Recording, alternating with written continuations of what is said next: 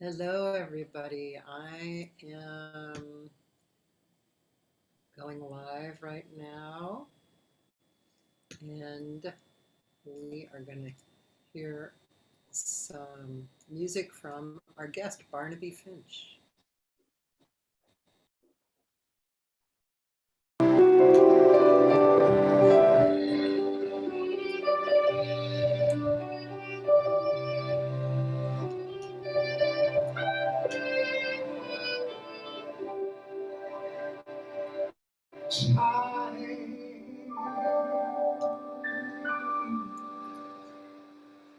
I've been spending time watching trains roll by. All of my life lying on the sand, watching seagulls fly.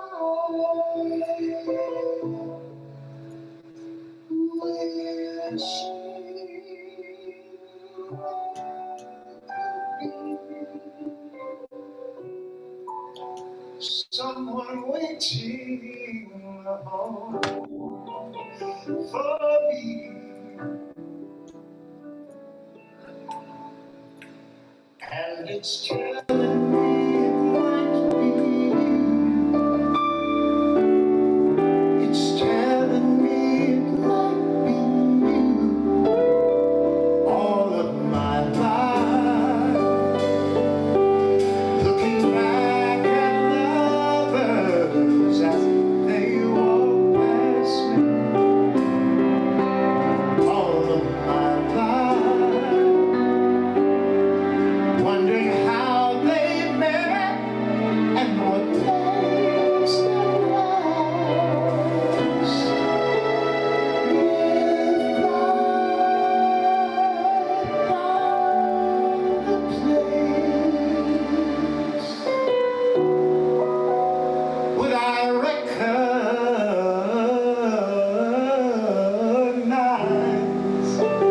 the face?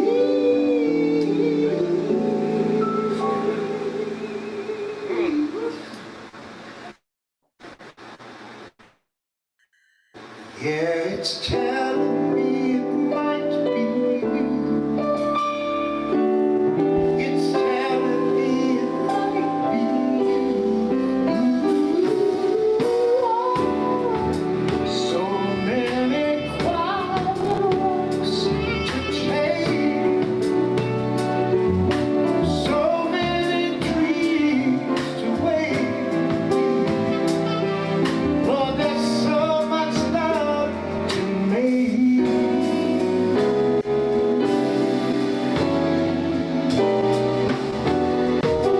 I think we're gonna need some time. Maybe all we need is time. And if it's telling me it might be you, all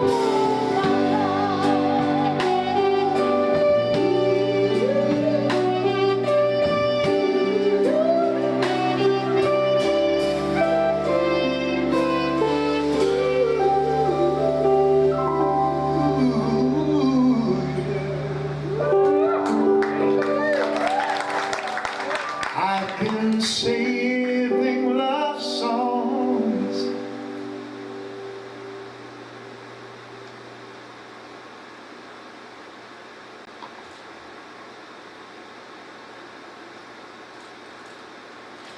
and lullabies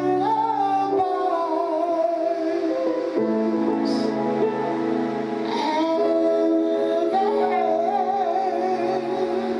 bells. So much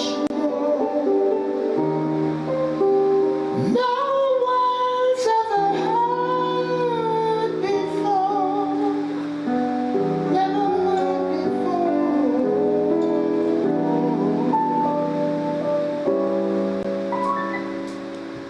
And it's telling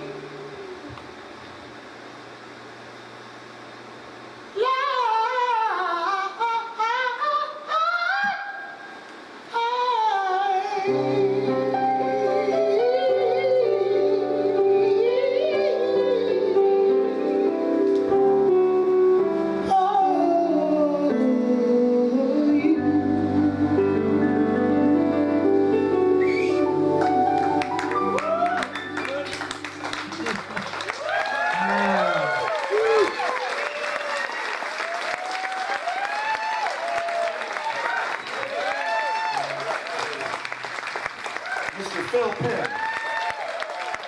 Wow. Woo. Darn. That was good.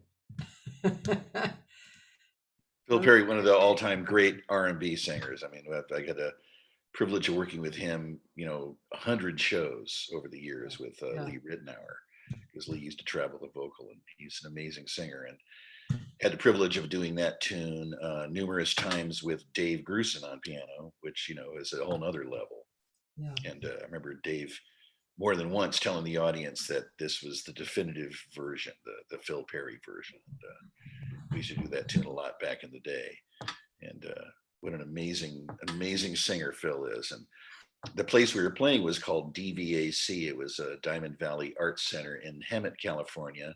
And it was a nice performing space that unfortunately we lost to COVID, like so many other great performing spaces, Blue Whale and a bunch of places in New York. We go there a lot, and I saw the Jazz Standard went down, and I was very sad about that. We used to see Maria Schneider there a lot. Yeah. And, but fortunately, Birdland made it, and Blue Note made it, and Village Vanguard made it. So Yeah, and even Smalls made it. Yeah, even Smalls made it. No, it's pretty great. Yeah.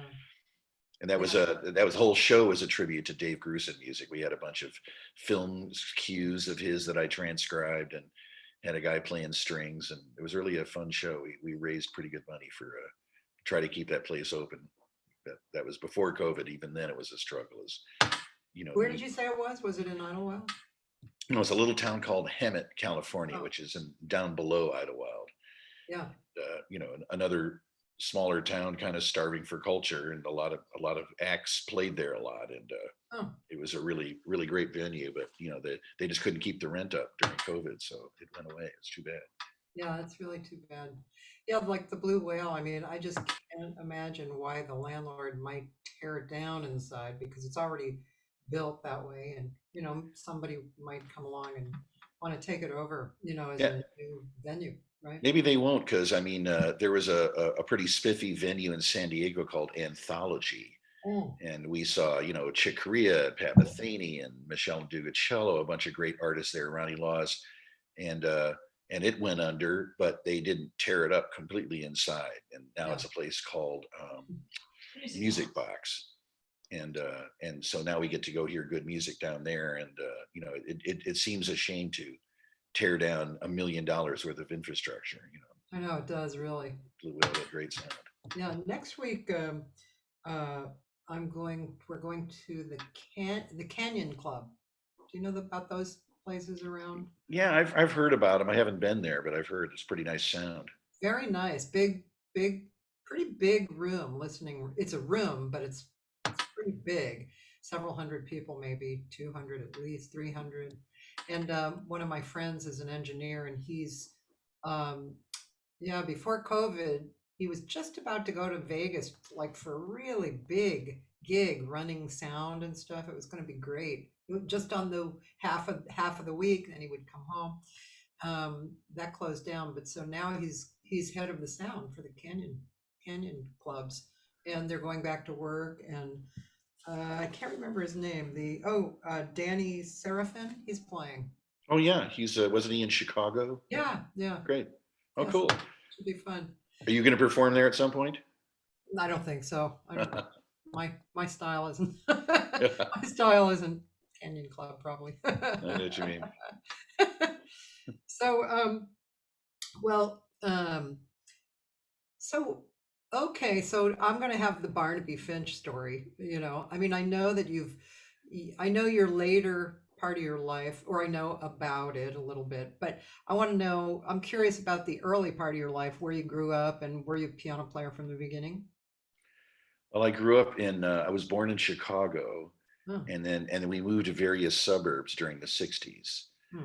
So I lived in Evanston for a while and Wilmette, Oh. and then quite a while in Winnetka. Mhm. And we were, my folks were old school enough that they wanted everybody to take some musical instruments. But I think deep down inside, hoping we didn't take it really seriously because it's so I started out with violin, and then I took some piano lessons, and none of which I practiced like I should have, and then I got into drums and all this stuff. I kind of enjoyed. I always had an ear for music, and even though nobody in my family was a musician, I had the good fortune of having good music around all the time. My mom had Bach and Beethoven. My dad had, Coltrane and Sonny Rollins and Miles. My older sister had Motown. I had an older half brother who had like BB King kind of stuff, and then Wow, you had and it we all. and we'd bring home like Beatles records, and things like that. So I mean, all music to this day that I still love, all of it. Right. So it was a good thing to hear, and then when I moved to California, I was 14, and I knew enough piano at that time to be able to play just like chords. I could get like a James Taylor songbook or an Elton John songbook, and immediately wanted to meet girls and be popular. And so I started getting serious about music at that point, and I was actually practicing. And it was nice because I did meet a lot of people. I was in a band right away doing rock and roll, and I had a nice girlfriend, and things were fun. And then within a year, I'd say I started checking out prog rock and stuff like Emerson, Lake and Palmer and Yes, and I realized, oh yeah, I got to be a better player if I'm going to be able to play on that level. Mhm. And then within a year of that, I was turned on to Herbie Hancock and Chick Corea, and like, oh my goodness, the bar is really high, and I'm really going to have to shed if I'm going to try to do a career in music. And I would say that I never got close to those guys, but trying to learn what they did improved my playing quite a bit. And I Yeah. would take I fell in love with this album called Now He Sings, Now He Sobs by Chick Corea, like a lot of pianists have. And at that time, the only thing you could do to check out what was going on music in detail was to have a reel-to-reel tape recorder, and you recorded 7.5 inches per second, and then slow it down to 3.5, 3 and 3/4, 3 1/4. Is that right? I'm doing the math right? And and it would be an octave lower and half the speed. And so I could write out I could write out the solos that he was doing on that record, and super slowly got where I could play it up to speed along with the record. Oh, So that improved my technique a huge amount. Although yeah. you could argue that's really not the way to learn the piano. And so I've suffered by a non-conventional study all my life. I don't have the left hand like I'd like to have, Oh, but at the yeah, same yeah, time, I mean, I've developed all that stuff and started learning how yeah. to read. And so I learned a lot by doing that. I mean, I certainly didn't get any more popular at all learning Chick Corea tunes, but it was, I certainly, started just falling in love with all that music. And then, so that was a huge draw for me. And I started playing with other people around San Diego. I was a big fan of Peter Sprague, who was a great bebop player at a young age. And the piano players he'd worked with at the time, there was a great pianist named Steve Austin, who unfortunately passed away just a couple years ago, but took a couple lessons from him. And it was a great time for jazz, both in San Diego and Los Angeles. There was still the White House and Shelley's Manhole, and they would let if you weren't 21, you could still come in if you stood away from where the bar was. Huh, I remember going with my dad and hearing Oscar Peterson and at some concert hall, Ella Fitzgerald, and then those clubs I'd hear Shelley Manhole with Mike Wofford. I'd hear Don yeah, Baez, all these great musicians, and so yeah. that was a fun thing. And then I moved to Los Angeles after I met my current wife, who was very supportive about trying to go and be in the music scene. And getting to LA, all of a sudden, I changed my what I'm interested in. All of a sudden, I'm listening to people like Greg Fillinganes and David Foster and these top studio players trying to do what they do, which certainly meant trying to improve my reading. Never got where I wanted to on that, but got decent. Did a fair amount of studio work. I played on a bunch of stuff, and a couple of hits like "Endless Love" by Lionel Richie. It's me on piano. Worked for Gene Page for a while, but I really learned a lot from listening to those guys and what they were doing in the studio. You know, David Foster with his kind of 16th across the bar thing, and piano Rhodes doubles, and Pat Kelley, a great guitar player Yeah. that I knew in San Diego. He had recommended me for Ronnie Laws' band, and I auditioned and got that, and that's how I moved to LA. And then, of course, like every other musician who moves to LA, the first thing that happens is when the tour is over, I don't know anybody. But then Pat recommended me for a band that Dave Boroff was putting together, and that ended up being like a really popular club band at a place called the Flying Jib, you know. And we ended up with Vinnie Colaiuta on drums and Neil Stubenhouse on bass, so some really good players. And so a lot of people heard me playing with that. That's how I got Lee Ritenour's gig, and got to do some stuff with Bill Champlin, and then Dave Boroff was working with David Foster doing synth programming, and so I got to work with David Foster from him, and we did a couple tours in Japan and a couple benefit concerts with Andy Williams and Wayne Gretzky, and I learned a lot from him, getting to work with one of my heroes, you know. So that was a wonderful time in the 80s where I got to work with Ritenour as a hero of mine, and still is, and I did probably 25 years with him on and off. So Wow. It's all word of mouth, isn't it? That's the way it works. Oh, now I lost you for a second. Especially. Oh, go ahead. Can you hear me now? I can hear you now. Yeah. Can you? Okay. I was just saying that it's really interesting to look back at one's history if you've been in it forever, and you certainly have had a lot of amazing experiences. But it's interesting to look back at it because really it was just one gig after another, and somebody said, "Oh yeah, you should hire this guy," and it's actions, right? You're doing actions, and they're moving forward, and it unfolds as you go. And then when you look back, it's like, wow, yeah, that was that was pretty impressive, actually. Pretty impressive. Lifetimes. I agree. It was also a very fortuitous time to be going to Los Angeles, because I'm happy to admit that I'm just not the player on the level of, like, David Foster and Greg Fillinganes as far as studio stuff, or a jazz player like those other guys. But there was so much work back then. That that all those top guys would be busy. And if you were on a contractor's list and you were maybe fifth down the list, you'd still be working every day. And so, there was a lot of studio work, and while Dean Parks and those guys were doing the A dates and Nathan East, I was doing B dates and that kind of stuff, because there was a ton of that. Yeah. And so it was a really wonderful time to, be in LA. And Dave Boroff also got me, along with Randy Waldman, on George Benson's gig. And that was a lot of fun. Did that for 8 or 9 years, got to conduct orchestra, and it was a fun time to be there. And already in the early 80s, I could start to see the business was changing.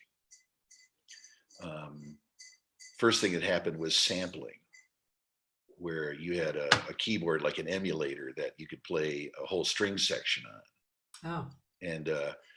And people that were really good at making it sound like a string section, even before today we've got these incredible, mock-ups that people like Hans Zimmer know. But even those days, somebody like on the level of Randy Waldman could, just sort of do the phrasing on those keyboards. I remember a story about him being at some session, and he had a patch called "Hey Hey Horns," which of course was Jerry Hay.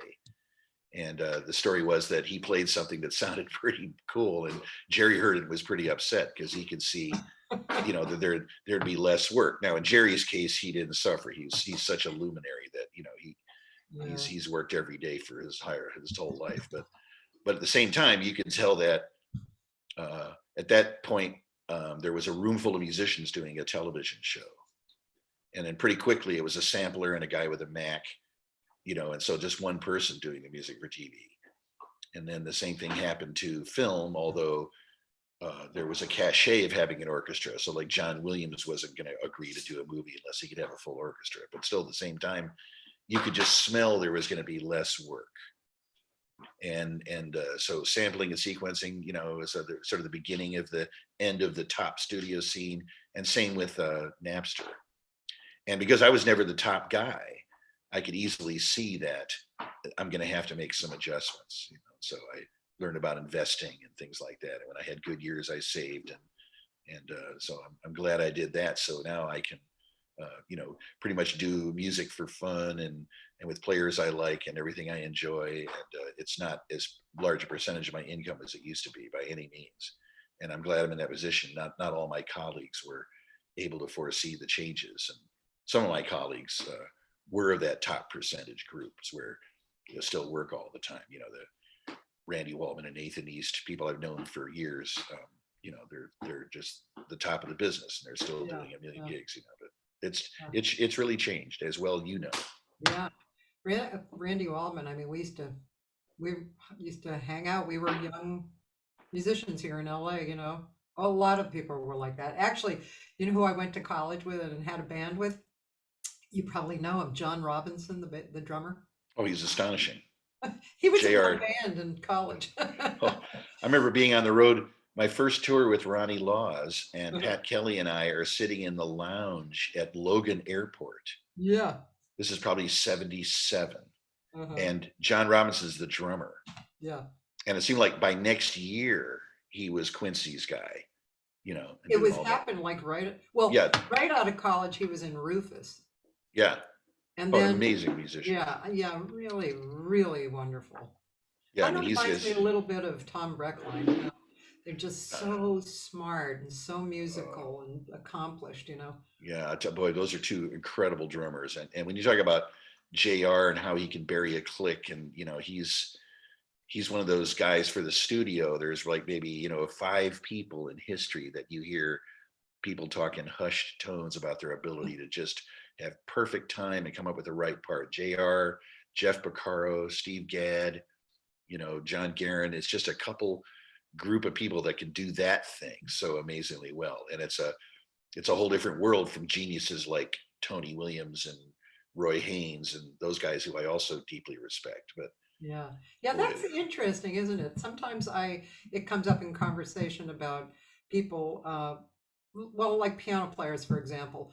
I mean, there's so many great piano players, you included, and the experience is great. And then there are like 2 players in my life that I've played with where it took my breath away. Well, maybe 3, but Tom Garvin, did you ever know him? Yeah, great player. Tom, and Lou Matthews. I don't know Lou. Oh, God. He played for Nancy Wilson for years. Oh, okay. And who was the third? Oh, and Ross Tompkins. Oh, yeah. Those guys, they had something different when you sang with them, especially like as a duo. There was something different about their accompaniment. It was like they were totally, it was like they were a couch that you were sitting on that was, flying in the air. I don't know what it was, but anyway, it's interesting that musicians, no matter how brilliant they are, they have these, like you were talking about, JR and Tom Breckline, for example, like these particular things that there's a subtlety that they're really good at. I guess it's like human beings, it's like when you have a relationship and you talk to people, we are made up of all these different subtleties, right? And then whichever subtleties match, and some that don't, and who knows how many thousands and billions of other subtleties there are in a person. I know that's another special art, the ability to accompany well. I mean, that's something that I try to do well. Try to have the singers up front, the singers telling the story, and my job is to make you sound as good as I possibly can. And then there's people that just do that so unbelievably well. I mean, it's the number of great players is astonishing when you consider how much work there actually is, which isn't. I mean, I started a long time ago making a list of players just in LA that I thought were amazing. I mean, guys I'd go here any night and go, wow. And I swear that list is like 100 long. I know. And so I hear, Andy Langham or Tamir or, who's some of the Josh Nelson, these people we talked about. It's just like Randy Waldman. I mean, these guys are such amazing musicians and incredible depth. And Mike Lang. Oh my God. Oh. He has an amazing subtlety too. I mean, he's a guy, and no wonder he was such a good studio guy, because anything you put in front of him, he immediately makes it sound like he's been playing it for years. You Yeah, know? because he's one of those guys that kind of crosses two worlds. I think I saw him on a couple of film dates where he could do what Ralph Grierson and those kind of guys like Randy that can just read anything. But Yeah, he's also, you just ask him to play a tune and he'll make this incredible version of it. I mean, he's a 100% amazing jazz interpreter. And yeah, there are people that are better at one than the other. I mean, I was yeah. talking with a great pianist, Lawrence Hobgood, somebody I respect a lot, and he was mentioning how like Chick Corea, for somebody who changed jazz, was not somebody who was like this ridiculous sight reader. He was a good sight reader, but he wasn't like on Mike Lang or Ralph Gerson's level. And he confessed that he's also not a sight reader on that level. And I totally am also. It's like some people are able to do all those things so well. And Lawrence is another wonderful accompanist. I heard him with Kurt Elling, and he just, you couldn't, from a singer standpoint, you couldn't ask for somebody that was more better listener, more attuned to space, and knew how to just make the singer sound great and threw things in when necessary, and knew how to stay out of the way otherwise. It's hard to teach that. And Lawrence is amazing. It is hard to teach it.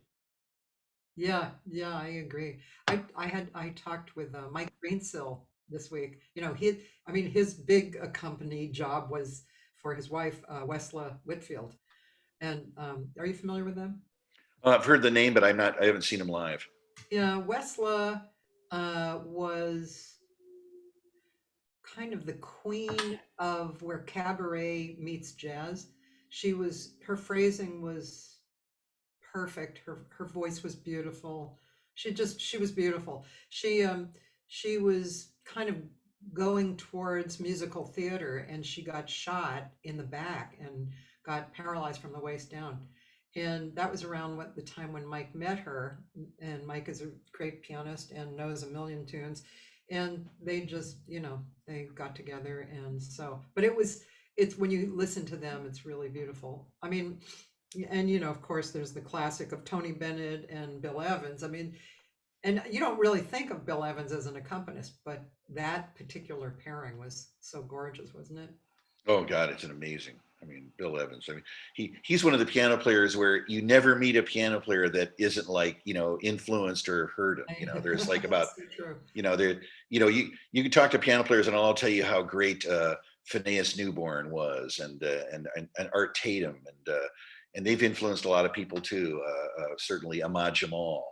Yeah, But it seems like everybody I know has got some Bill Evans in them. Everybody from Alan Pasqua. God, I love his playing, and somebody like Alan Broadbent. They've mhm. all got a lot of Bill. And every piano player I know too has Monk in them. Somebody who was so original. And these guys, you can always hear a little bit of Monk when like John Beasley does that orchestra, Mark Yeah, Monkestra. that's a great orchestra. What a that his new album that Monkestra plays Beasley. It's his tunes. Yeah, Is I love his stuff Oh so much. God, it's killer. But he's one of those guys. It's like Chick, Herbie, McCoy Tyner, Bill Evans, Keith Jarrett. I'd say those five Yeah, players. I tend to hear some of that in everybody. And the good players, of course, they don't sound like them. They've got their own voice. But every once in a while, I'll hear one voicing from Billy Childs, and I go, "Oh yeah, he listened to Chick, didn't he?" yeah, absolutely. Are you familiar with Mark Copeland? Yes, Yeah, yes, I mean, he's a great player too. great player.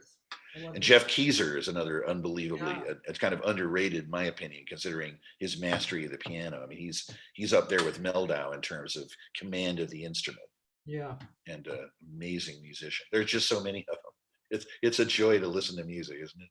It is. I don't know how, I mean, like before the pandemic, I was going out a lot. I have a friend who I hang out with, Dan Davila. Hi, Dan. He's probably here. And yeah, I mean, we went out a lot every week, and I just don't, I mean, I get it, of course, but I just don't get like how people don't desire to go out and hear the music, because there's so much of it, it's just all over the place. Of course, now we can listen online and get our Right. thrills and kills over it. By the way, Cecily is here. I saw Oh that. yeah, she's wonderful, wonderful singer. She's the one we've done those Josh Nelson tunes with, and she sings them beautifully. Yeah. And I look forward to getting a chance to do that again with her. Those couple of I wish that Josh and Kathleen Grace would write some more tunes. I think they're an amazing songwriting team. Josh is known as a jazz cat, but he's also a wonderful accompanist. Natalie Cole, a whole bunch of people. But boy, he's really got an ear for. I don't want to call it pop, but because I happen to like pop, but I mean, there's something about that where he can Yeah. write a tune that's like a singable, almost like a folk melody, Right. and yet he's got interesting harmony thing going on. He knows just how to Yeah. find that bridge between the two. I think it's just has something to do with him being one of the younger players. He's probably not that young anymore. Like he's not as young as Right. Sullivan Fortner, but he's young enough that he had like growing up he had jazz, but he also had the Beatles or something. Yeah. And Yeah. so Exactly. and I love players like that. Alan Pasqua's like that too. That is not afraid to play a major chord and can really make it work. It's such an exciting thing these days, jazz. The harmonic palette that the piano players can call forth. When you listen back in the 50s and all these great players who we all love, all the Wynton Kellys and the George Shearing and all these guys, there's a certain way everybody kind of agreed to play a D minor 9 or a G13 flat 9, and we've all learned those voicings and they're great. But it was a certain color that was just kind of de rigueur at that time. And the modern players, whether it be people like Josh and Alan Pasquale and Meldau, each tune has its own paint box that's completely unlike the other ones. And some will be almost like major chords, maybe with a 2 in it and 9 susses, and another one will be really angular post bop, and other ones will have its own kind of color. Russ Ferrante is somebody that knows how to pick a harmonic color and do a whole tune like that. With when he has a tune called Indian Summer on Greenhouse, where if you look at the piano part, it's all those kind of like major 9s with a 3 in the bass, and it's like the whole tune is structured around this one part of the paint box. I'm gonna, metaphorically, it's pastels. I don't Is know. this the standard Indian summer or is what Oh unoriginal? no, there's a tune called Indian Summer on an album called Greenhouse, which just happens to be a masterpiece record But is recorded that by. the standard Indian summer No, or? no, it's a tune that Russ wrote. Okay. Okay. Very very interesting harmony, and he has a few tunes like that. He had one called Coal Minor Blues, and it's like a minor blues, and this intro has these interesting kind of chords with a lot of sixths in the left hand and some fourths in the right hand. It's kind of this interesting color that he uses all the way through, Oh, and he can just really pick one little part of the paint box, and having heard Meldau live a bunch, he's somebody else that's really amazing at that, at being able to he'll play tunes where it's just major chords almost. Alan Prescott can do that really well too, and it's a wonderful time in jazz from a harmonic standpoint, also from a rhythmic standpoint. I'm hearing more interesting rhythms and displacements, and there's a lot of people like Keezer and Meldau and these guys that can play in 7, but it's not a repeated rhythm. Like when we first heard Weird Times, it was like somebody hitting you over the head with the 5. For people like that, Russell Ferrante, those guys can play across the bar. They can displace, they can metrically modulate over all those weird times, and there's not any one particular figure going underneath. They just think in 7 the way most of us think in 4. And when I talked to Russell on this show, he gave us a practice that he did. You just reminded me because I was practicing it for a while. It was really an interesting. I can't remember exactly what it was. You should go look at through the archives. It was really interesting. Um, yeah, that's boy, you're very eloquent describing this. It's very very clear what you're saying. Um, Another person. Do you know Karen Hammock? yeah, I do. I don't know her real well, but I'm a big fan of her playing. She's a great musician, and She's a person who crosses over a lot of genres too, right? Because she yeah, played in a lot of genres. I think she's a great player. great player, amazing player. And that's something else you're hearing now these days where, jazz, like so much of business, was a men's club for Yeah. so many years.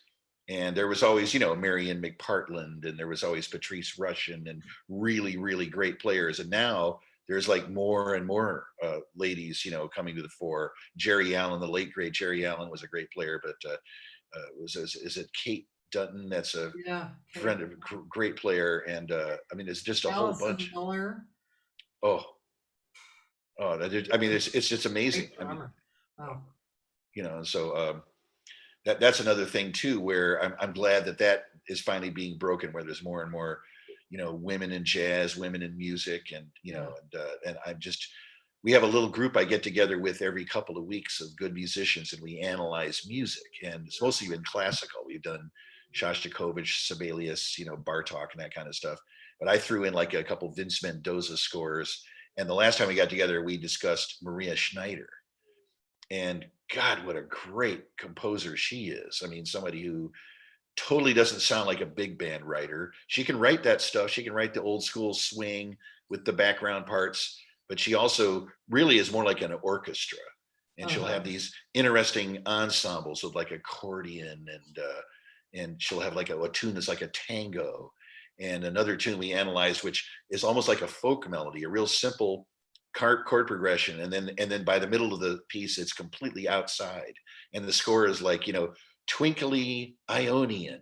It's just telling people that, it's like it's just pages of possible voicings you may play at a certain time, and slowly build into this, and and she'll, an amazing writer. I'm just a huge fan. I got to see her a bunch at the Jazz Standard in New York, and which I'm sorry closed, but God, and she's just really forged her own path in the Yeah. world of big band writing, which can be somewhat conventional. Yeah. There's a certain Yeah. standards in big band writing, and it's hard for people to get away from the Thad Jones, Brookmeyer influence, and Yeah. not that that's a bad thing. I wish Yeah. I could write like those guys, Yeah. but there is a certain, I guess there's a couple of cliches that you hear in big band writing, Definitely. and more people are getting away from that. Having said Yeah. that, Yeah. but Maria completely is away from that. Yeah. Yeah. I always liked the Mingus big band. I thought Oh, that was not the standard band, big band. absolutely not. That, yeah, he forged his own path. What an amazing musician. We do a version with Paul and Marshall of Pork Pie Hat, and I wrote a little sort of string part to kind of do underneath the melody, and then instead of doing a blues, we actually play through those changes, which is an amazing set of changes on that tune. It's like they're all sevens, but they all ask for a certain alteration that kind of works. And somebody who had his own harmonic voice, unbelievable, Charles Mingus, who is just like, those chords just sound like him. You know how it is with certain piano players, they hit one or two chords and you know who it is because of just the way they voice Yeah. chords. Yeah. McCoy is an obvious example. Yeah. And even somebody that doesn't get as much press as he should. I think Joe Sample had his own voicing thing. Yeah. And Joe's, go ahead. No, I was just saying, yeah, beautiful. And Joe Zawinul. Oh my God. Oh yeah. Oh yeah. You mentioned Nancy Wilson. There's this record back with she did with Cannonball and Nat Adderley back, I think, in the late 50s. Yeah. And Joe Zawinul's on piano. And there's a version of This Masquerade Is Over. Yeah. Oh my God. Yeah. God, she sings this shit. I know. What a wonderful voice. Yeah, I know. When I grew up, my dad was a sax player.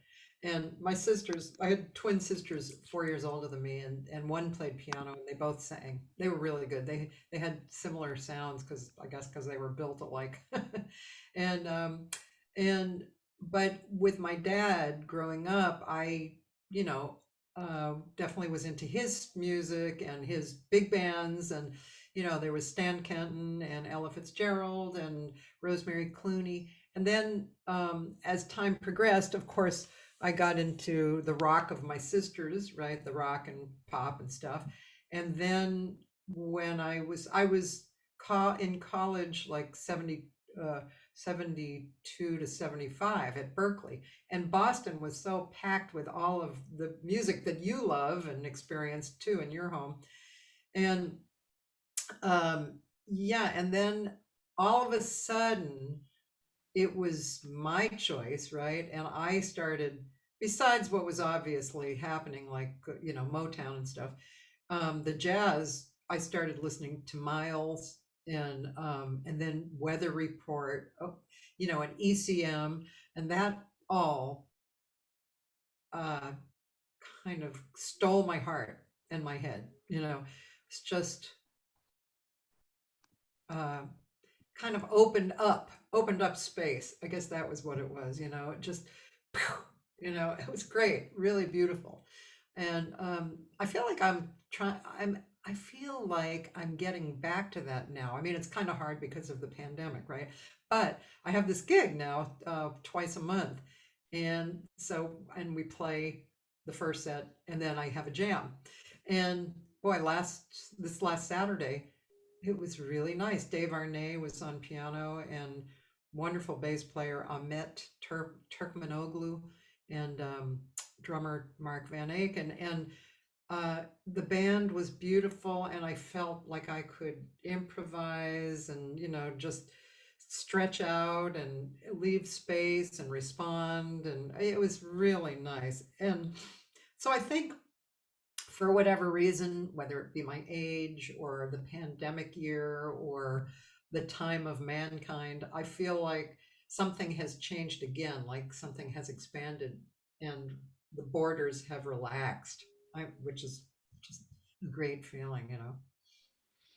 You mentioned Russell Ferrante and his interesting things he teaches. He has, when he first had a web page, he had a little blurb on this kind of like stacked triad thing that he had, and he shows a few examples, but you don't really get to hear it. And I sort of dug through the music that those guys have recorded over the years, and there's a couple of tunes that weren't on Yellow Jackets record where he used this technique, and one of them was a Bobby McFerrin record called Bang Zoom.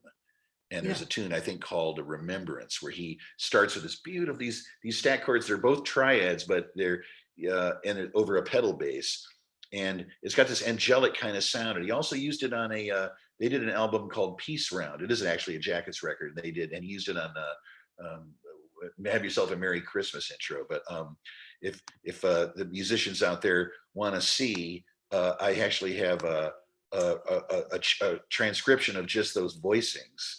Huh. And so these are just like usually Russ would play these. There's I think one doubled note in each of these voicings that he would take out. I think I've got a version where that isn't there. But these chords, if I had a piano in front of me, they got this beautiful angelic sound. Like the first two lines are all over a D pedal. It also sounds good over an A pedal.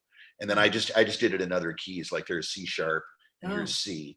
But it's really got this amazing sound. I've never really heard anybody else do these voicings. They're not complicated. It's just a major triad. Like the very first one is just we just have a D triad and a G triad. Right. So you could technically write this chord as D over G over D, like Metheny, right like that, or A over D is the next one, and then he gets by the fourth beat, he's got F over B flat over D, which is a really cool sounding thing. But anyways, this is a fun thing for piano players to check out. It's simple, but it's totally gorgeous. It's lovely. I wouldn't mind having a copy of that. Oh, I'd be happy to send it to you. Yeah. That's really cool. Yeah, I wish. Now I'm going to have to go find the Russell thing that. Yeah, it's somewhere actually in my organizing. Hey, can we hear a little bit more of your music? Yeah, I actually have something I'd like to play. There's a really good engineer and guitar player and drummer in San Diego named Dave Blackburn, and his wife is a wonderful singer named Robin Adler. Oh, I know her. Oh yeah, she's fabulous. Yeah. And they're really, really into Joni Mitchell. And we've done like 3 or 4 records where, we've done just one record, but we've done a bunch of concerts where we'll do an entire record. We did Blue, we did Court and Spark, we did Hijira. Actually, and we did a live record. Well, not all of it live. Some was in the studio, but Dave let me write an arrangement of Both Sides Now. And it's a instrumental. This one doesn't have Robin on it. and it's got Paul Carmen, as you know, on saxophone, and a wonderful bass player, Dave Curtis, and Jeff Olson's on drums. And it's kind of a nice. I was happy how this turned out. This arrangement of both sides now, and I did kind of a thing on the chorus where I've got a chromatic line descending underneath the melody, and anyways, I'll go ahead and play that now. Okay, Let's see. cool. Let me do it like this first. I'm going to bring up share screen, and you say there's a way to music computer sound, but share computer sound. Yeah. I hope we can make that work. Well, let's see. We'll test it Okay, out. so let me know if this is hi-fi.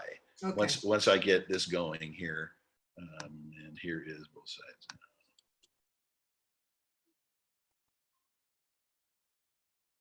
Mutts of the planet. Hearing that? Yeah. Sounds good.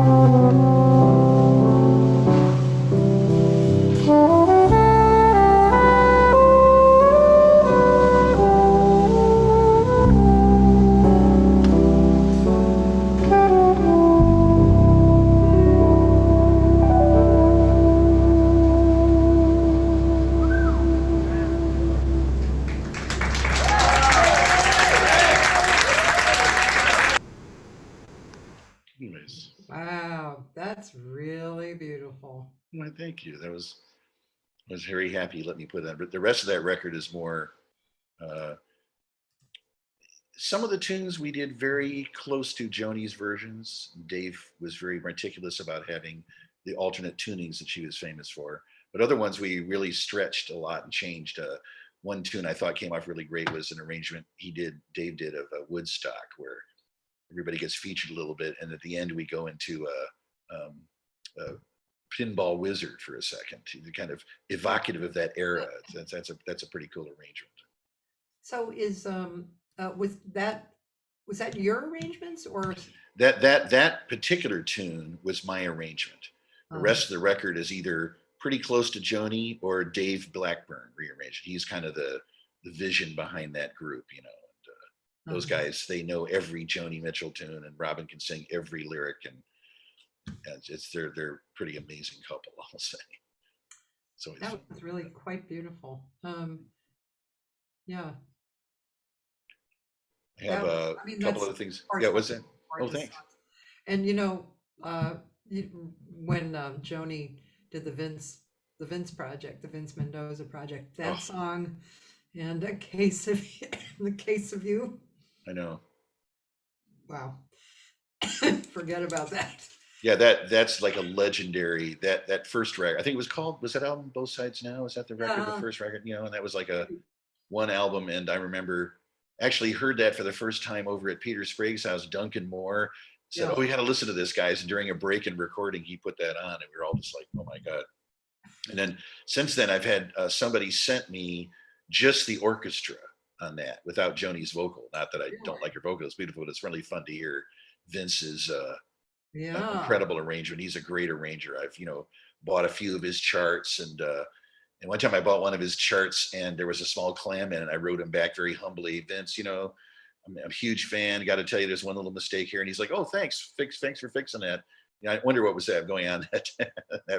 And then he sent me a couple of his other scores to fix up and stuff. So Oh, he's well, you gave me his score on the song that I wrote the lyrics for. Um, in one moment. oh No, yeah, wasn't that a Russ Ferrante? no, You yeah, did it. sorry. That was another song. That was a Russ Ferrante song that my first husband and I wrote lyrics for. But it was something about this moment or da da da da da but dee dee doo dee doo dee. Remember that from my Yeah, jazz chamber record? yeah. Wasn't there a tune Avance that you did a lyric to? And I thought there were two tunes that you did, Russ Ferrante tunes that you.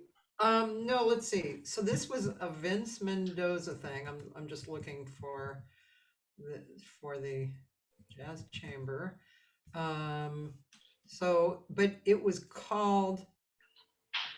I mean, actually, Vince suggested to call it this moment because with my lyrics, but it was I can't remember the real title of it. Uh, in do dee dee dee dee. It was a Vince song. It was really interesting time and everything. And but I not on that record, but on some another record, I had written words for Pat Metheny's "In Her Family" with his blessing, and that's a beautiful song too. His songs are really Yeah, so I actually have that recording. mm, It's called it's from the tune Ambivalence, ambivalence. and this moment now I have that recording. It wasn't on that album you did called Intuition, but it was Right. It was on the Jazz Chamber. yeah, that's a great version you guys did. Really Oh, love that. that song is so gorgeous, and the Oh, timing is really beautiful. You know, I know so there's two lovely versions of that song. There's one on an album called Epiphany, which is a masterpiece that he yeah, did with John Taylor, Peter Erskine, Kenny Wheeler, London Orchestra, yes. and then he also did a version in the studio with Peter Erskine and Joe Lovano on soprano. It's on a Peter Erskine record. I think it's called Sweet Soul. And Yeah, so I there's a know couple that versions. record. Yeah. That's a beautiful tune. Me and Paul and Marshall play that. Yeah. My wife, who's got a great ear, she always requests it whenever we're playing live. She likes to hear Vince Mendoza. I'm very fortunate to have a wife with a really good ear for music. That's very fortunate. Yeah. Peter Erskine, a friend of mine wrote lyrics to, let's see, that was on the Bohemian record of mine. Let me just look at that. You probably know this song too. Bohemian, Bohemian, yeah, and let's see, that was um, Touch Her Soft Lips. Oh, You- great tune. Yeah, Great tune. yeah, my friend wrote beautiful lyrics, perfect lyrics for that song. Oh, Really, love that song. That's also on Sweet Soul. yes, That that's where I heard it. beautiful Yeah, tune, man. I love Peter's writing, man. yeah, There's a story. I don't think it's actually apocryphal because I talked to Dave Carpenter, the late great Dave Carpenter, about this yeah. when we were doing a live DVD with Ritenour, and Dave was on some of that, and because I'm a huge fan of the records that Peter did with John Taylor Yeah, and Polly Danielson. yeah, You Never Know and Time Being and As It Is, I believe is what it's called, and that was just a great trio. And then I heard that they had like a little bit of a falling out. I think John Taylor, being kind of European, had a little less of a taste for the sweeter side of the things that Peter would write. uh-huh. And he has this beautiful tune called On the Lake, which is a real simple Buddha, Buddha, Buddha. It's almost like a major scale melody. Yeah. And the story is that at one point John Taylor said to Peter, I don't know whether it was about that tune or some other tune, hey man, like you've been in Hollywood too long or something like that, you know. And to me it's as much as I respect John Taylor, one of the great pianists of all time, Yeah, that was sort of, I'm going, man, you're a little bit like you're not ready for what's going on in jazz these days, because you get now there's also a version of that recorded with Alan Pasqua and Dave Carpenter and Peter. yeah, And you can tell Alan plays it with love and respect. I mean, Alan's version is the killer version of that tune, you know. yeah. And that was kind of like what differed between that European trio and the American trio, who I love equivalently. I mean, that right now I think it's Derek Olis for the most part, but Alan Pasqua is that, you know, Alan brings that American, shall we call it, an American ear for all the different palettes in that paint box we were talking about earlier, you know, because he'll play some jazz tune. They'll even do some tunes that John Taylor wrote, but then they'll do my dog's barking. Then they'll do like a Wichita lineman. Yeah. And his version of that is gorgeous. So is Lawrence Hobgood's version of that, you know, and so I mean, it's hard to imagine a musician I got more respect for than Alan Pasqua. I've been learning some of his tunes, and everybody I know that's got that kind of ear just loves the way he writes and the way he plays. I mean, he's never plays too many notes. He's got incredible time. His touch is like as good as any top classical pianist. You know, the tone he gets from a piano. Yeah, he's got a beautiful touch. By the way, Cecily said she was the one who wrote lyrics for Avance, and one. Oh, okay, that's right. Because she wrote another beautiful lyrics for another Russ tune that was really nice. You know, what she did. Yeah. Boy. Do you mind? I thought I might play a little of my version of the Vince Mendoza song. I'd love to hear it. Love to hear it. I've heard it before. Every I'd love now to and hear then it. I play me. It's good. Kind of fun, you know. I guess I can because it's my show. I love it.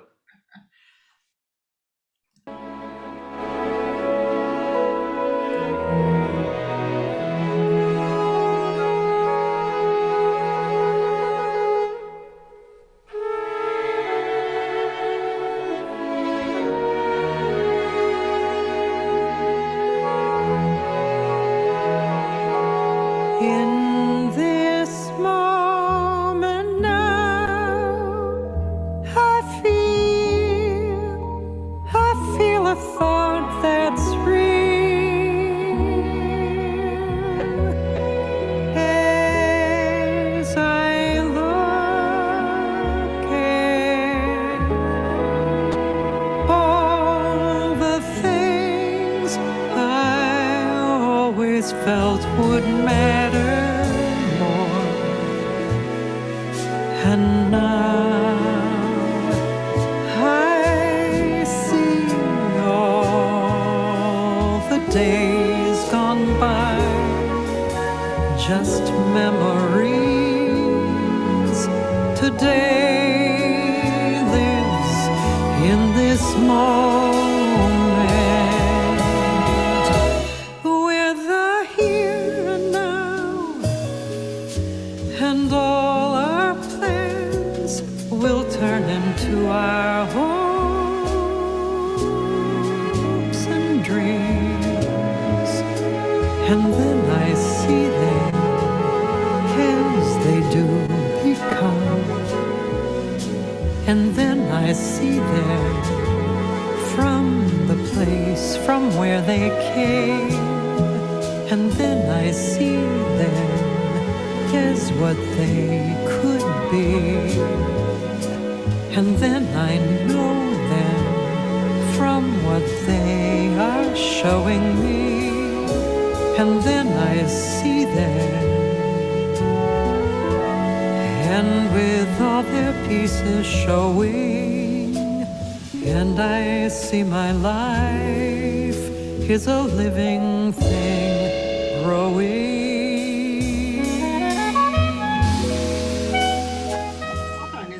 It's really a great, beautiful composition, isn't it? God. I'm muted. That is absolutely beautiful. I have a recording of that you sent me. That's just absolutely gorgeous. What a great tune. You sound lovely on that. Who was the arranger? For that one, it was Dennis Dreeth. Oh yeah, man. Yeah. Beautiful. Most of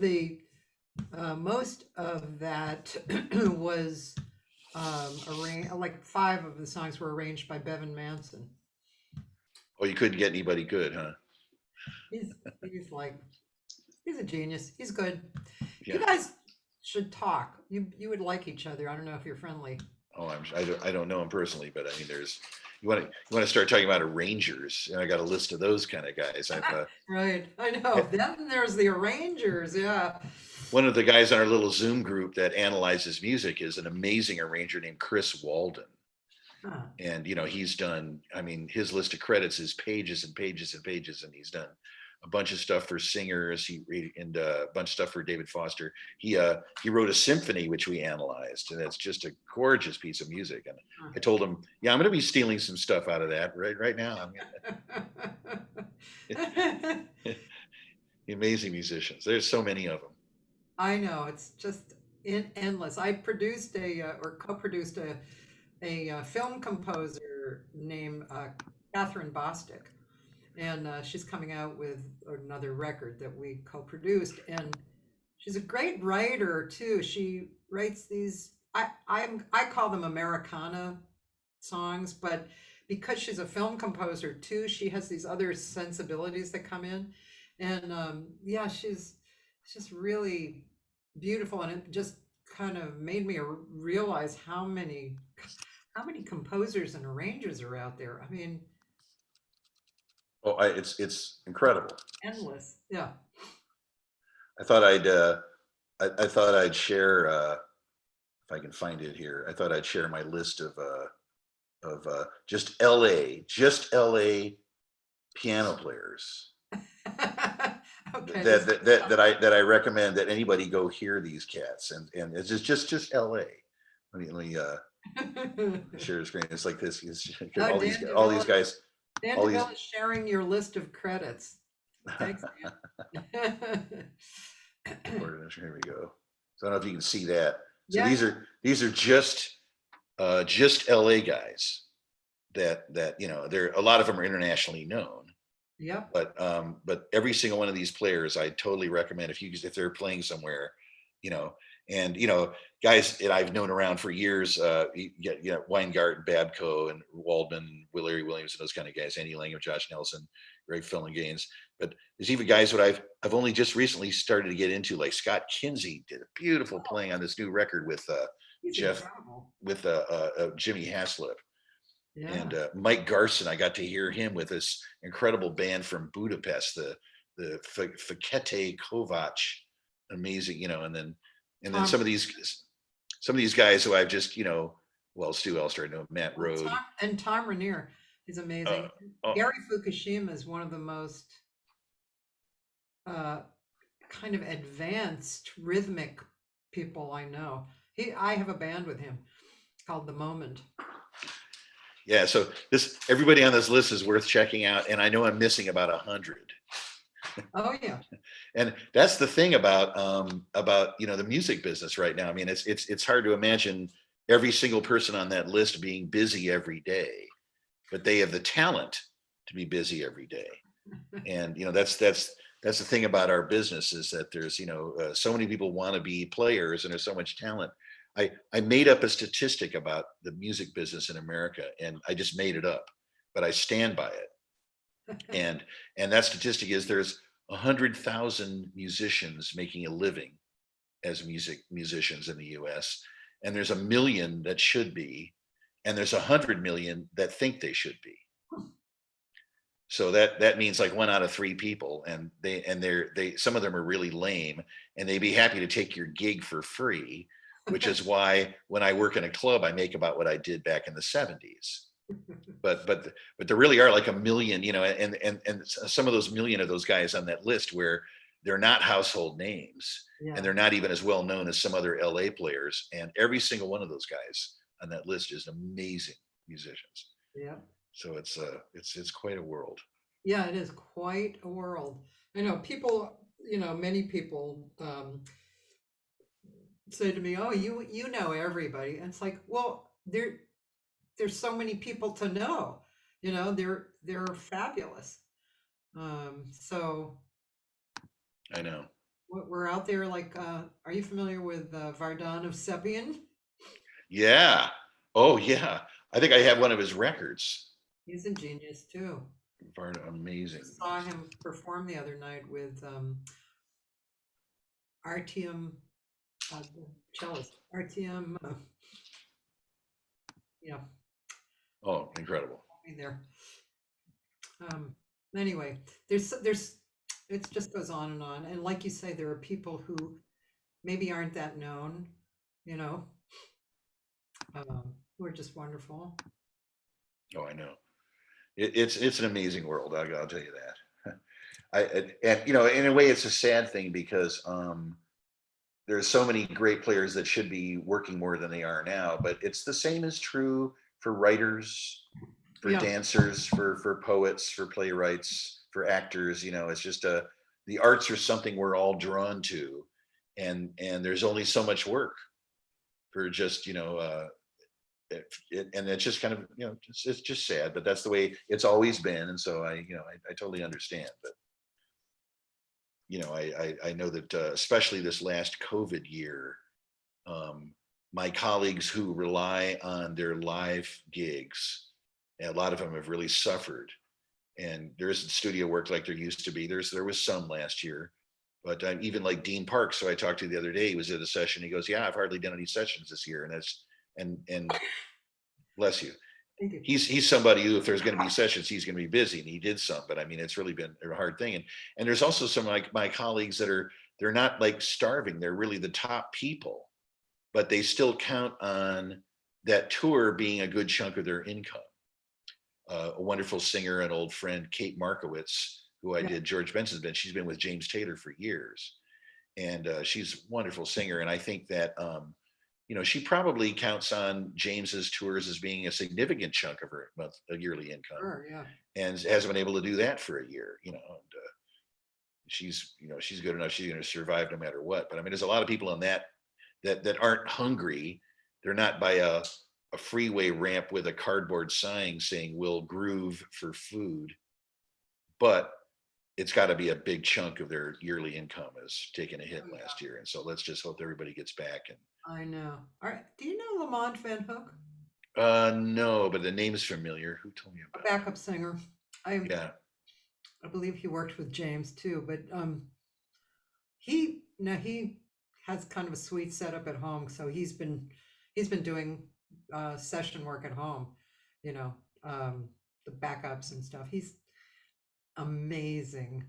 kind of like Paulette McWilliams, like they're so good at what they do, it's And scary. it's hard to imagine how they can sing backgrounds live all the time with all the distractions, and monitors aren't great. I guess in-ear monitors have been a real blessing for singers, Yeah. but it's always hard trying to get that intonation just the way it is.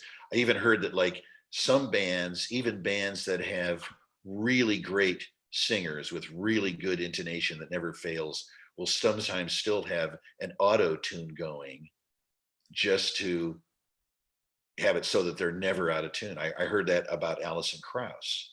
I don't know if it's true, but those guys, I mean, her and Dan Tyminski have some of the best voices you'll ever hear.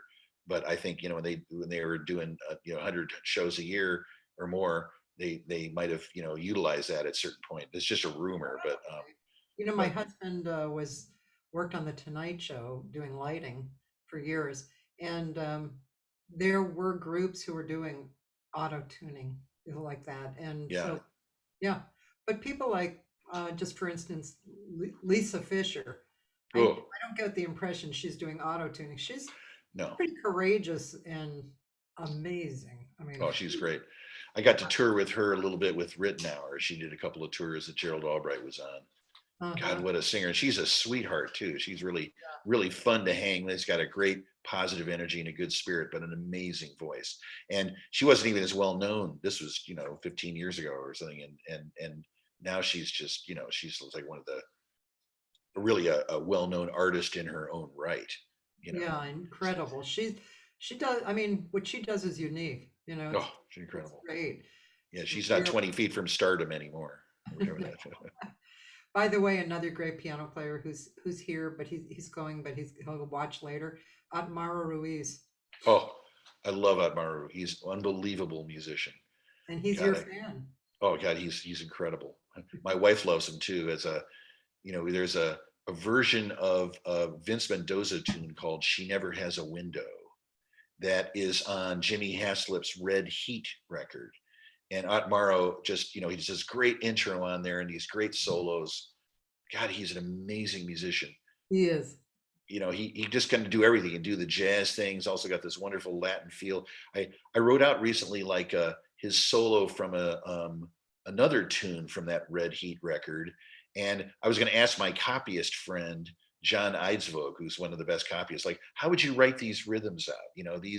These guys that come from the world of Latin music have such a relaxed, beautiful way they phrase that it's hard to notate what they're doing, but it doesn't all feel like they're lagging or they're behind. They just know, it's the way Nat Cole sings or something, Yeah, yeah. where there's this, who else is the great phrasing? Sarah Vaughan, where I always think these guys listen to singers when they learn how to just have this completely relaxed approach to rhythm, but it never feels like they're off. And Admaro's is genius, absolutely incredible musician. I know. I know. I totally agree. I love his writing. I love him. I love his playing is incredible. I saw, I don't know if you happen to see this, but I was at the Blue Whale, and it was him and Larry Koontz, Mark Oh, Ferrer, and Ahmet Turkmenoglu. And there was one point where Larry just stopped playing and he was grinning from ear to ear listening to Otmaro, because Otmaro is just, he's stunning. He's so good at the whole thing. yeah. You want to talk about another amazing musician, Larry Koontz? Yes. Uh, Seen him a bunch of times with Billy Childs. Yeah. I'm a huge fan of that chamber music that he does. An album called Lyric, and an album called Autumn and Moving Pictures, and we've gotten to see him perform that stuff live. It's usually with Larry Koontz and maybe Smitty Smith Hmm. and Bob Shepard. Great. I mean, God, there's a composer in Yeah. addition to being an amazing player. I mean, he's totally deserves all the attention and Grammys and grants and stuff that he gets. He's just there's nobody like him. I'm just amazing musician, Larry Koontz. Yeah. Larry Koontz he's got a perspective that's very deep. Really amazing. I have kind of a smooth jazz thing that I wouldn't mind playing, a tune that I wrote in conjunction with a fingerstyle player named Jeff Linsky, and who plays like requinto, a really good player. And we did this for Concord Records back in '97, and it's a title track from a tune called Passport to the Heart. And let me find where it is. Yeah, Jeff Linsky, that name sounds familiar to Yeah, me. he's a really great, and a sweet cat too, you know, very handsome, ex-beach volleyball player. You know, he's got this genius son who's a brilliant investor, and he's an amazing guy. I've known him for years, but he's a kind of a self-taught but incredible ear, writes all these great Brazilian tunes. This is a tune that we co-wrote and recorded up in San Francisco. It's got the amazing Terry Miller on bass, who is the brother of Mike Miller, one of the great guitar players of all time. And who else was on this? Paul Van Wenigen, I believe, who's no longer with us, on drums, and Mike Spiro on percussion. And anyway, so here's this track. I got to bring my thing back up here, and it is going to be share screen, share computer sound, share. So let's see how this works here. Paul Carmen on saxophone. Oop, wrong chart. Sorry about that, guys. Jeff. We'll have it up. Jeff Beal. Oh, Jeff Beal. Oh man, that album, Alternate Route, unbelievable. And Jeff Richmond. Go ahead. I was just going to say Jeff Richmond too. To me, he's like the West Coast Schofield. He's so. Oh, he's amazing. Yeah, I met him a long time ago. Like one of my first, not my first, but like second or third tours with Ronnie Laws was Jeff on guitar, and he's the one that made me buy my first real book. You know, I was kind of like way behind him then, probably still am. And he's an amazing musician, one of the greats. Anyways, we went to college together. Oh wow! And great actually, speaking of the real book, when we were there, the real book was created by our friends. Yeah. Oh, cool. Anyways, here's this Linsky tune. Okay.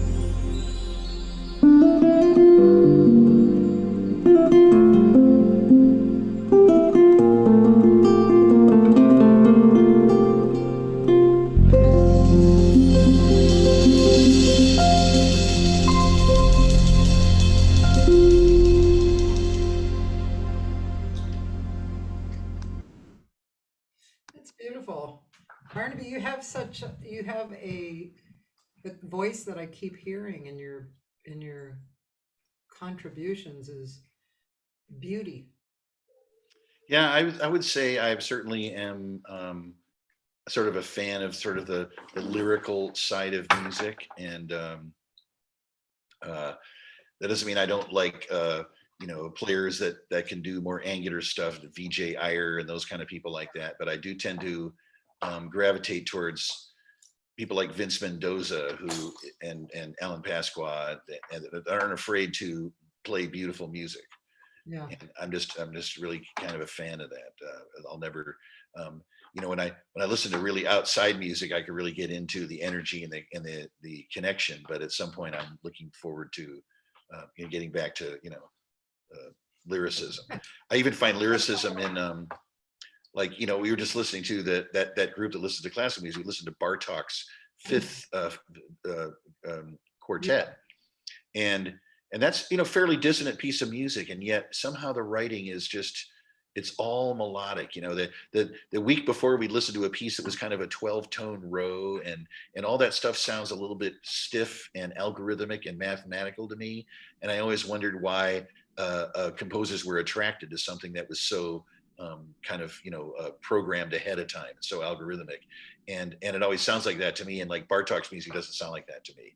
It sounds like absolutely beautiful melodies that you could write songs over all the time, and yet there's a fair amount of dissonance. So it's not really dissonance that I'm not a big fan of. It's just there's got to be a narrative arc, I guess, and that's something that I'm really into. When I was listening to that song over the speakers there, I was getting a lot of background. Was that something you were hearing, or is that maybe an artifact of the way it's set up? I wanted to. I was not hearing that. Oh, okay. No. Okay. Maybe it might be your speaker system or something. Okay, well, but I'm glad it didn't go out over like that, because I could certainly hear the song and it was high fidelity, but there was a lot of background noise, and it's my system is somewhat Jurassic here. I think the last time I it's kind of upgraded. hard to always be the same too. What I found, Yeah. whatever's happening out there over the internet and so on and so forth.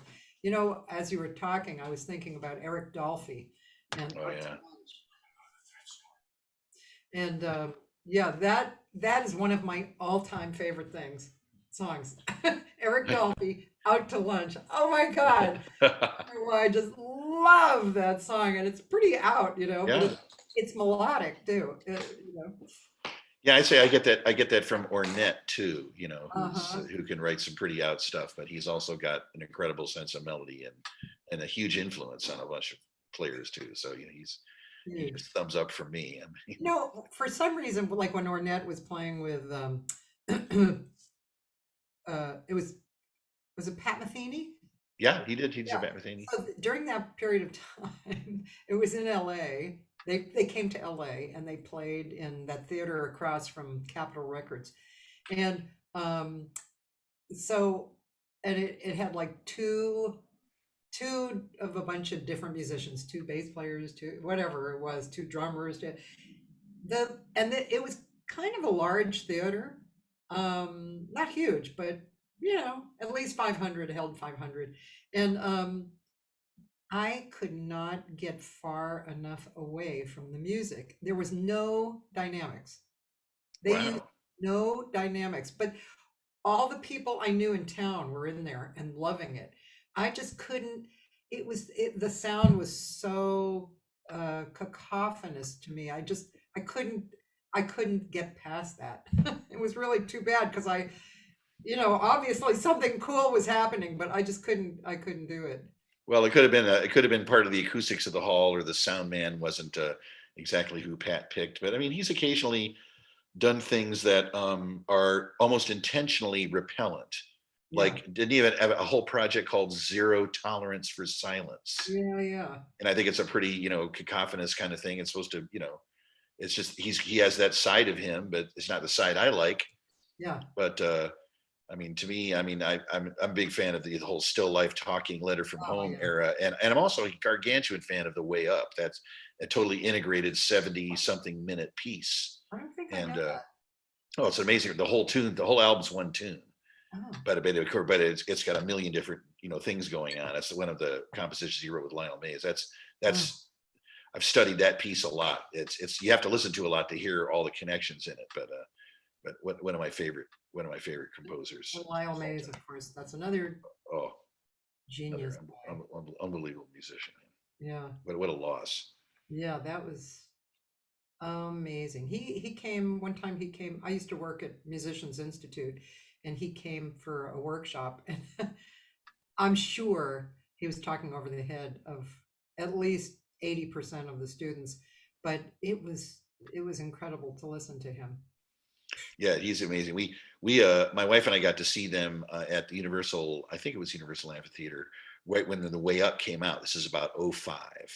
And they did that whole piece, which is unbelievably complicated, unbelievably deep, from memory, not one clam, Wow. and brought the house down, got this gargantuan ovation.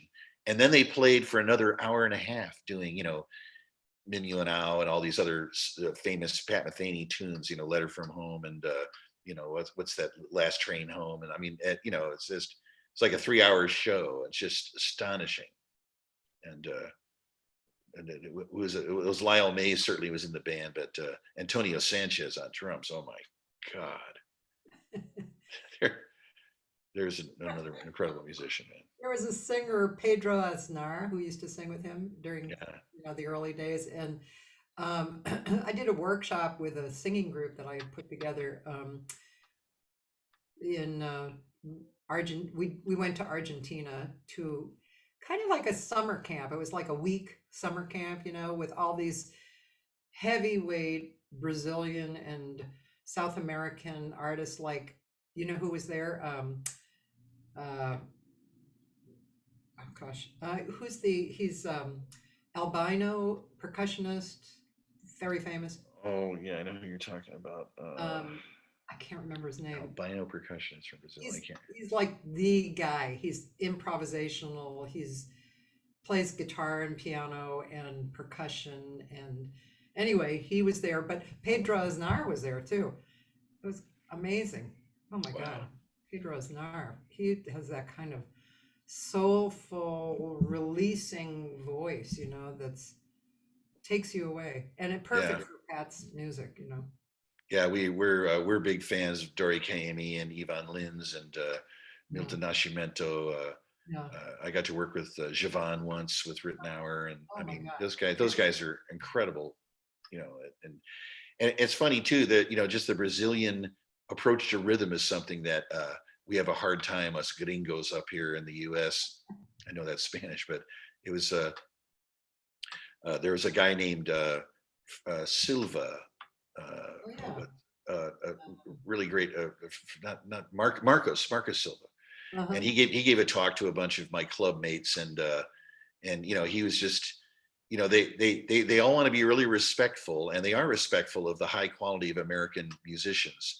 Yeah. But they have to put in their licks whenever they hear somebody doing a samba that's ba-doo, ba-doo, ba-doo, ba-doo, this kind of like, super on top of the beat thing. And for one thing, you're not even supposed to go ba-doo, ba-doo. It's like, it's ba-doo, ba-doo. It's like, just right there is already a problem.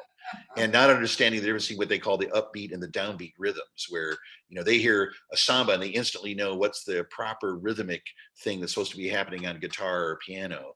And we tend to just go, it's like, no. And you really have to know what's right about that. It was funny. There was an open studio, which is one of those internet things that you pay for. And it's great. It's got this guy named Adam Manis. It's got Peter Martin, the piece I talked about, the piano player that works at Diane Reeves. It's got Jeff Keyser. These guys are great musicians. And he gets a Brazilian guy on there. And the first thing, Peter plays a version of Desafinado, just kind of solo piano. And it's gorgeous. All these great harmonies and beautiful, this guy is an amazing musician. And the guy's going, man, that's great, man. It sounds so beautiful on this rhythm thing. And he literally has Peter play just like this, doom, boom, just like this super simple little rhythm for the rest of the time, way beneath his pay grade in terms of what he can do technically. But the subtext that he's not saying is like, you still sound white. He's not going to say that, but it's just that they, the way a Brazilian rhythm section interacts, the certain instruments that are a little behind and some that are a little on top. And it's very hard for us to play that music properly. The same way it's hard for us to play Cuban music properly. Just talk to Jimmy Brandley or any of these, and it's certain rhythms that are indigenous, I think, take years and years to get under your skin where they're in your soul, and only then can you play the rhythms properly. And the truth is, I noticed that I went to Cuba and heard these musicians that blew my mind. I had no way of following their unbelievably complex rhythms. I had no idea where the clave was. I had no idea where one was. But when they played swing, it was a little like, oh, okay, that's for them something that they haven't done all their lives. And it wasn't like it was bad. They had good time. Yeah. But just the approach to the triplet that we use, like trying to teach a classical player who's never played jazz what a jazz triplet is. It's not it's hard to say exactly where you relax that phrasing, but to get that partly dynamics, partly it's really hard. It's phrasing, and that's one of the hardest things about playing music and musicians from other countries is the way you're steeped in a particular rhythm that's very cultural. Yeah. And we have a hard time with it. I don't claim to be good at it. Thanks, Cecily and Dan. Hermeto Pascual. Oh my That's goodness. what I'm talking about. Yeah. Oh, it's unbelievable. Yeah. We see Dori Caymmi a couple times with a Brazilian, but he actually had Kenny Werner on pianos at the Blue Note, no, at the Birdland in New York, but it had Joyce along with him. And God, that band had a great time and great rhythm and stuff. Kenny Werner, there's a piano player. Oh God. That latest album by Vince Mendoza called Nights on Earth.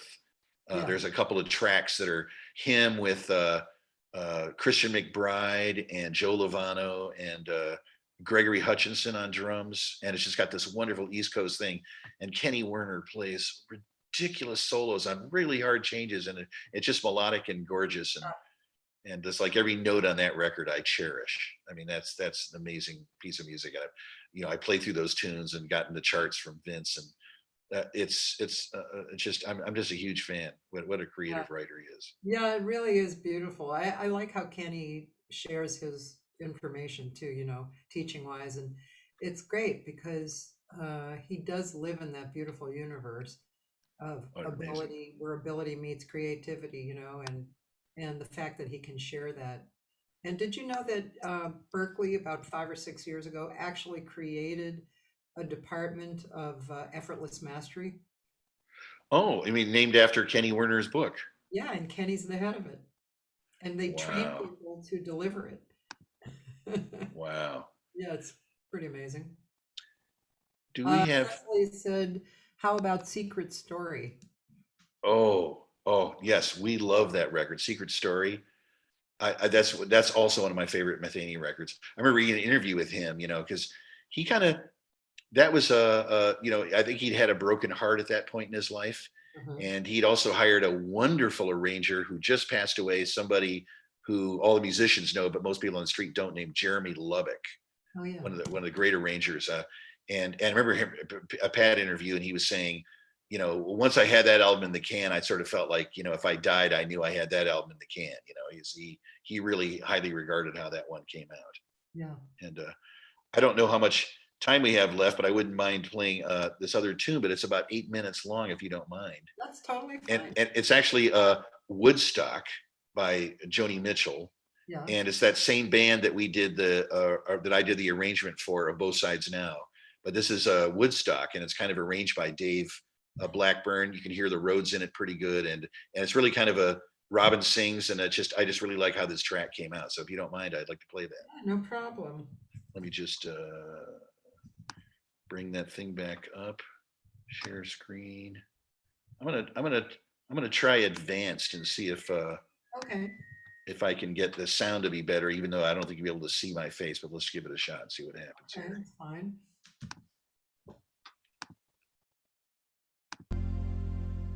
Here we go. Oh yeah, again the same thing happened where it's press the button. Sorry, apologize. That's all right.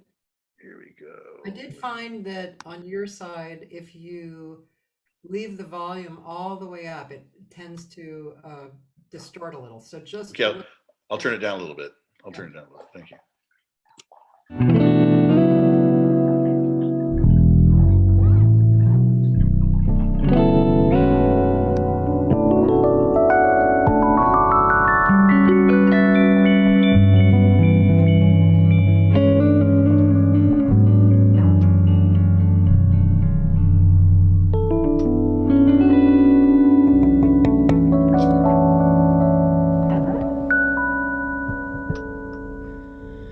I came upon a child of God. He was walking along the road, and I asked him, "Where are you going?" And this he told me.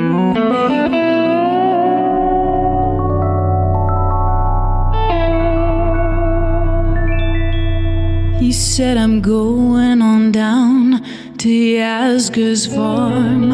I'm gonna join in a rock and roll band. I'm gonna camp out on the land and try to get my soul free. We are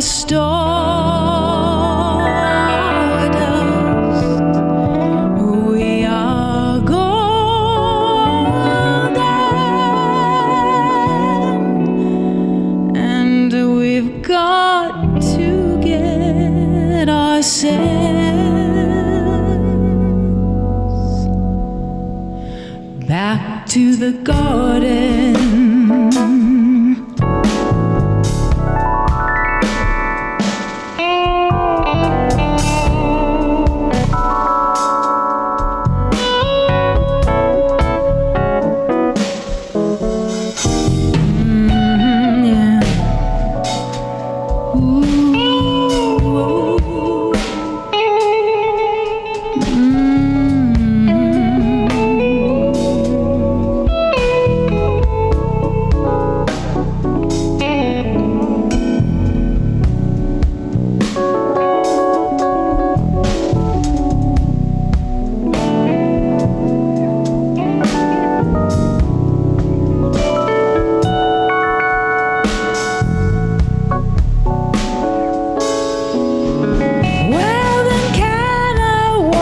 Beside you, I have come here to lose the smog, and I feel as if I am a cog in something turning.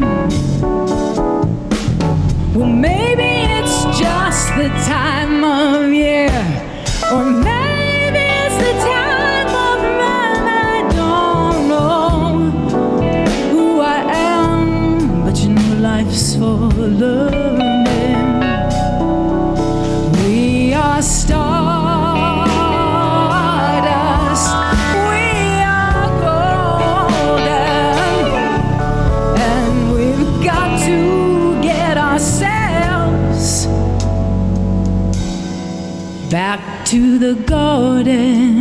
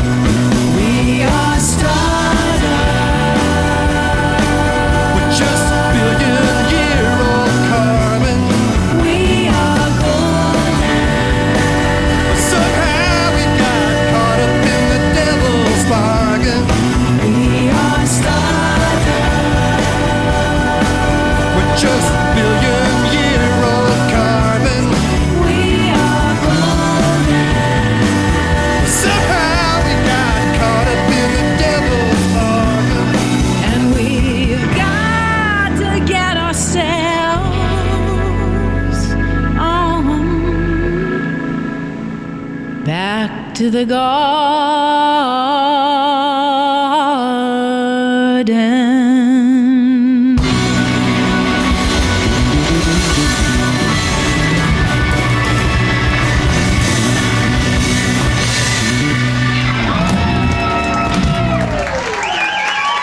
We're gonna take a break.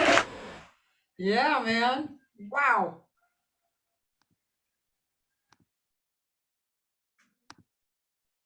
Yeah. Yeah, I think that track really came out great, and Dave Blackburn was the one that decided to throw that Who quote in there to kind of invoke 1969. And he also did the engineering, and he's really, really good at that. He's, he lives down in Fallbrook, but he gets sounds like you in LA. So I highly recommend him as an engineer. And Cool. one quick plug I'd like to get into: I've got a band I really like called Jazzgrass. That's like a cross between bluegrass and jazz. It's an instrumental group. And we're playing at a restaurant up in Idlewild, California called Faro. And we're going to play every Friday in August. So it's like four Fridays from 6 to 9. And we do everything from a couple straight bluegrass tunes to some Appalachian stuff that fits, like Get Along Little Dogies by Dave Grusin, and The Fields of Sky by Pat Metheny. And we do some Telluride sessions, Jerry Douglas and Bella Fleck and that kind of stuff. So if you're in Idlewild, come on for Fridays in August. I want to take a trip to Idlewild. Yeah, looking forward to that. I'm gonna have to write that down. Maybe I can take a little vacation. You certainly earned it. I think so. Especially after fixing our kitchen for the whole friggin' year. Yeah. I wanted to ask you a question about, like, who are some of your favorite accompanists that you've worked with, like, people that you really feel simpatico and they really understand your phrasing and how to enhance what you do but stay out of your way at the same time. Yeah, well, those people I mentioned earlier who were kind of outstanding, Tom Garvin and Ross Tompkins and Lou Matthews, but that was definitely for standards. Actually, there's a pianist who's hasn't really played with big names, but he's played here for years. You have the Intuition record. He's on that, Dave Moscow. Oh, And yeah. he's actually quite a good accompanist, as is Karen Hammock. Yeah, She's Karen. really great. But then, there's modern accompanists. Like I just played with Dave Arnay Saturday night, and he's played with Benny Maupin and a number of other people, but that was really enjoyable. And we had a great bass player, Amit, and drummer. But well, first of all, I don't want to hear the player playing too safe. I really don't. I don't enjoy that. And Cool. so, and I don't want them to fill up all the space.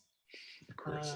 And I definitely do not want to hear them playing the melody like, as if to say, here's the melody, Cathy. Yeah. Yeah, no, because I'm choosing to not say whatever, I think those things make a difference. Morrow is really fun to play with. Josh Nelson. I'll send you a copy of Dreamsville with Josh and Larry Kuntz. And that was a very satisfying project to do, because the three of us kind of have a particular universe that we share that's really, really nice, as does Gary Fukushima.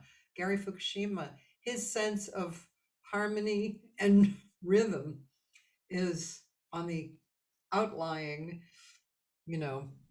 from the norm. And I love singing with him. But I also really love guitar, because I think the guitar players that I love, like Larry, John Schofield, people like that, they're not playing straight and narrow, and the sound is kind of floats on a different level. There's a lot of space, and my voice is kind of not, it doesn't really match the same tonality somehow, right? Mm-hmm. Do you mind, like, as somebody taking certain harmonic liberties, as long as you know where, because you can get pretty out with that, but at the same time you don't want it super safe. So Right. you like hearing some variety in the chords as long as you got no problem following where you are in the form. I love variety. There's one player who is two out for me, I won't mention, but just I've struggled singing with him. But okay, so here's kind of different areas. Ted Green, who I sang with, the Ted Green was he was kind of an interesting, almost like a composer, but kind of straight in the middle. But he had so many things going on, but I don't consider them real out, but very progressive thinking, you know. You know him, right? Yeah, sure. Yeah. And that was a great experience. And I stuck more towards the melody, but phrased differently with him. And then Joe DiOrio, another kind of genius, you know. Now his thinking is outside the box, but yet we did a record of standards.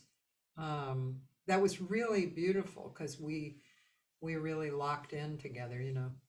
Um, Yeah, I look forward to hearing that Josh and Larry project. Those guys are unbelievable. That's going to be beautiful. that was beautiful. And there were several originals on there that I had written. And these particular originals were my feeling a little more folky. And they just, wow, they created some beautiful things with them. Really beautiful. Dan says one of my favorite shows, oh yeah, was with Admaro and Carrie Frank on the B3 and me singing. We did that was like a year ago, March. Yeah, Admaro and Carrie Frank, who's a brilliant B3 player, and me. That was so much fun. Oh my God, it was kind of the perfect blend of kind of soul, you know, and adventure. You know, had that kind of broad reaching musical harmony, but also had real grooves to it too. It was great. Have you heard that record Otmaro did with Jimmy Brandley? And who else was on that? I think maybe made him in Haslip, Yeah, called Elemental. Yes, I have. Oh, That was great. there's some grooves on that record. You're Oh, ridiculous. one of Otmaro's songs that I've written words to is what is it called? Child. I have to go look for the name of it. It's one of my favorite Otmaro songs. Otmaro, let's see. Otmaro, it's on his Sojourn record. And Then She Smiles. It was written for his daughter. It's so beautiful, Barnaby. Oh my God. Oh, he's amazing. Oh yeah. Yeah, really beautiful. Well, it's been 2 hours, and I just want to thank you so much for sharing 2 hours. Oh, I'm really honored and delighted to do it. I mean, the other players you've had on this I'm huge fans of most of them, and it's not because I just don't know them, but it's really an honor to be asked to join, as I mentioned, that august group of players that you've had lined up here, and I'm really hoping I can sign in tomorrow to hear Dean. It's going to be fun. Yeah, I want to ask you something, but not in this genre. So what I might do is stop the stream and then ask you a question. But Okay. so maybe you can hang around. But so tomorrow I have Dean Parks, who's great guitar player, amazing, huge credit list, huge amongst. For most people, they've heard Peg from Steely Dan. He was the soloist on there. Actually, Peg, the solo on Peg was Jay Graydon, but he's on that record all over the place. He's on all the Steely Dan records. I thought I had read that he was the soloist. On Peg, it's Jay Graydon. That's like a famous solo because there was a bunch of guitar players that came and tried to do solos, and Jay made it. You know, it's like there's a great CD called "The Making of Asia," where you see Becker and Fagen in the studio, and they've got faders going, well, here's a couple of solos, and clearly just not as good, and they're nice enough not to mention who the failures were. They said, well, that just speaks for itself, doesn't it? You know? I'm glad but Jay had to learn that exact solo And Yeah. that's not something he usually does because he's so good at just soloing. Mostly love him solo, but there was some gig he did at and I don't know, was it the Emmys or something like that, where he had to actually learn Jay's solo, and so he actually got together with Jay and learned it. And Dean has no problem nailing something like that, but he's an astonishing musician. Cecily wants to know if you are back to playing Tuesdays at Pharaoh's. Well, actually, Faro, because of COVID, couldn't get enough staff, so they're closed right now Tuesdays and Wednesdays. So Oh, we started doing Mondays, and we did last Monday, and it was really fun. And then tonight got canceled because of cold, because we can't play inside. oh, right. For the short run, we're going to be doing Mondays at Faro. It's going to be Paul, Marshall Hawkins, and myself. And then Frank Faro, who runs the place, is hoping to have it open for every night. And once it gets warm. And so we're planning on, if that happens, we'll go back to Tuesdays. And then, as I said, in August, I'll be doing Fridays with Jazzgrass. That sounds fun. That sounds really fun. I want to go. So tomorrow, Wednesday, I'm having a wonderful singer from Cologne who sings with the Metropole all the time, Faye Klassen. Oh, okay. I've heard of her. She is so good. She's on the younger side and just beautiful, and a beautiful person too. Great musician. She had like hundreds of gigs that stopped when COVID hit. And then on the archives this week, Gary Meek, great sax player. He's also a great piano player. Oh, yeah, I've heard him online do that too. Yeah. Oh, yeah, he's a great musician. Great musician. And then Friday, Mike Lang from the archives. And Saturday, a great singer who lives in Florida now, Kate Reed. And Sunday, these are all the people we talked about. Karen Hammock and a great, really great writer, singer, guitar player, kind of like Bonnie Raitt, Jody Segal. Oh, wonderful. Yeah, so they're on Sunday. Well, I'll try to check out all those. I just got a new Mike Lang record. It's an old Mike Lang record, actually, but I just bought it. It was music of Henry Mancini. It's wonderful. Yeah, it's called Wonderful or something, right? I have that record too. Ridiculous. No. Ladies and gentlemen, thank you for coming. Barnaby, hang out for a minute. And thank you, Barnaby. Thanks for being my guest. Thank you very much for having me. It's an honor. Really, it is.